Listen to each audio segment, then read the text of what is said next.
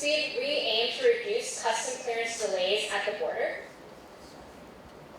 This is the amount of trucks that pass through the US, Canada, Mexico borders each year. On average, per truck, they wait about 7 hours to pass through customs. That's a half of a day of a driver's workday. Why is this? Well, there's constantly changing regulations that all these standards have to abide by, missing info and errors on paperwork, and fraudulent data.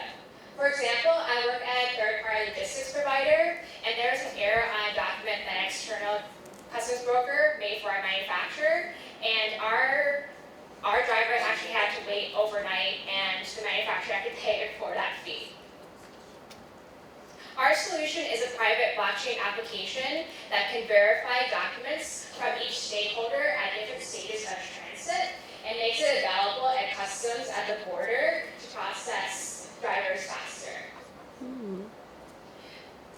The benefits of this for buyers and sellers, it reduces their costs for warehousing, transportation, and custom charges. For customs, with greater transparency of data and efficiency of freight forwarding, it will create better trade relations between countries. And for carriers, with reduced truck idle time, be less pollution, and we're giving back time to the drivers to spend time with their families or to work.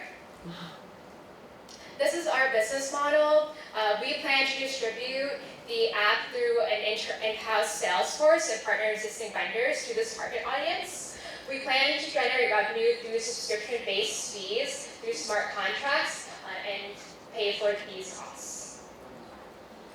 We are still assessing the benefits of venture capitalists and angel investors. We plan to partner with incubators and accelerators that work with governments.